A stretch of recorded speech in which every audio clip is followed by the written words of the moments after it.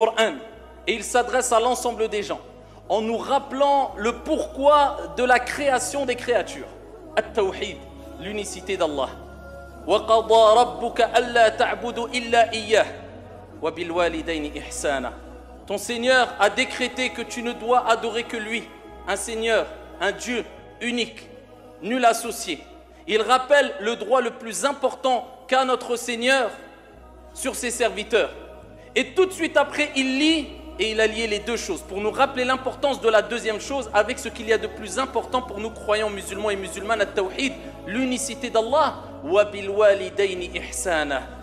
Et il t'a ordonné aussi, ton Seigneur tabaraka wa ta'ala, d'agir avec le meilleur des comportements, les meilleures des moralités, le plus grand des respects envers tes pères et mères.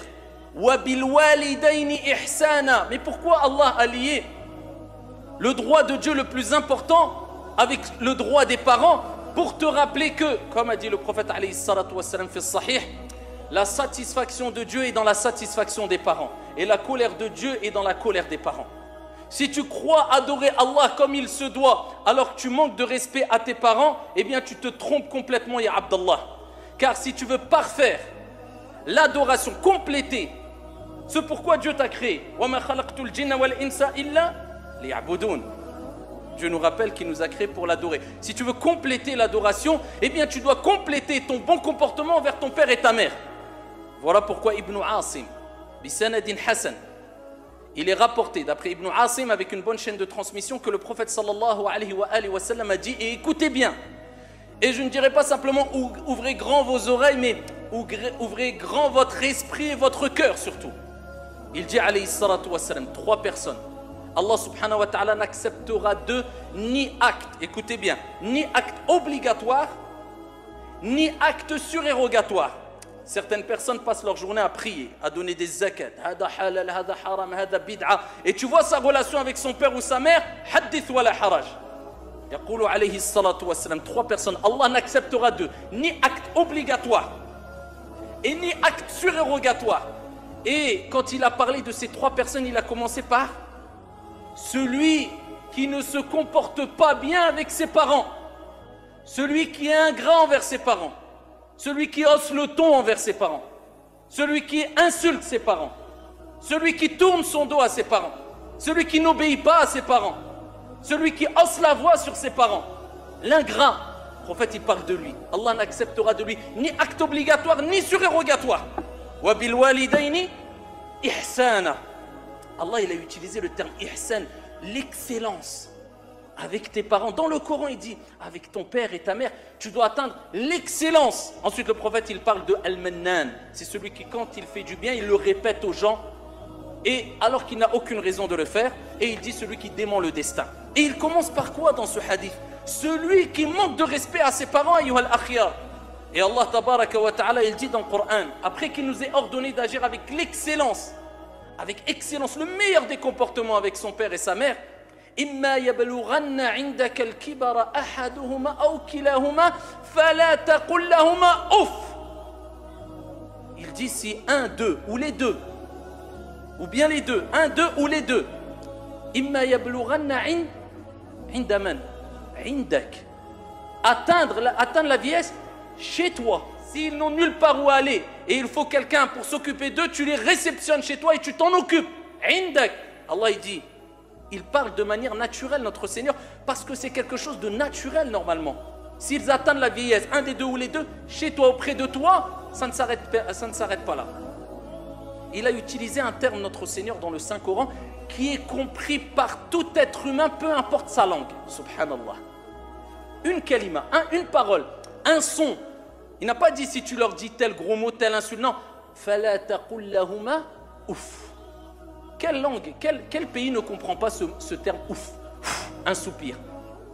Allah, il a utilisé juste le soupir.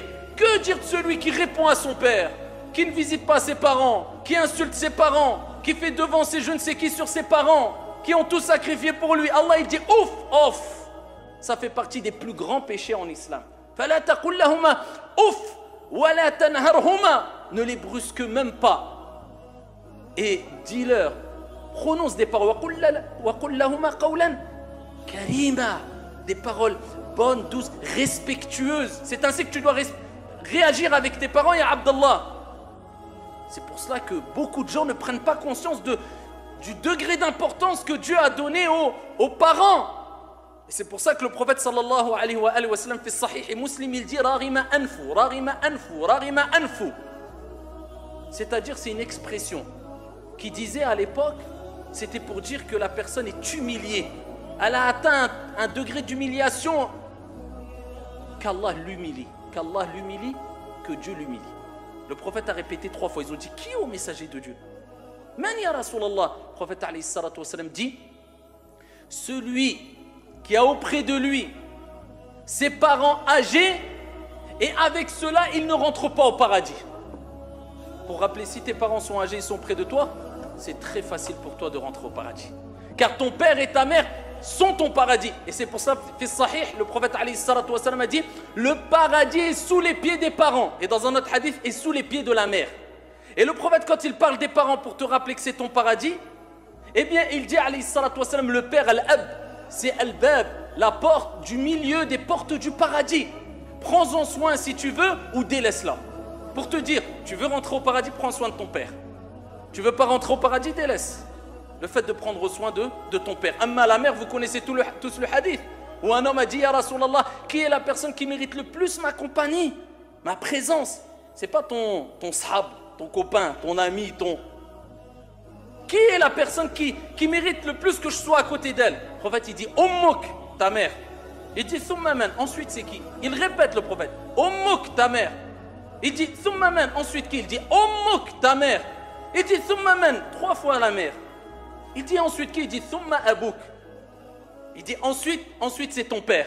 Le prophète, regardez l'importance qu'il a donnée aux parents pour te dire, ton paradis, c'est tes parents. Tu veux délaisser le paradis, délaisse tes parents. Tu veux délaisser tes parents, délaisse le paradis. C'est comme ça que ça se passe. Et quand on regarde comment réagissaient ceux qui ont compris la religion mieux que nous, ceux qui ont été les élèves du prophète Mohammed alayhi salatu wassalam, et des compagnons radiyallahu anhum wa ardahum, ceux qui ont vécu dans ces générations proches de la génération du prophète alayhi salatu wassalam, un grand nombre d'entre eux nous ont donné des leçons concernant le bon comportement vis-à-vis des parents qui nous laissent bouche ouverte. Parmi eux, Ibn Sirin, rahimahullah, ce grand ascète, ce grand savant,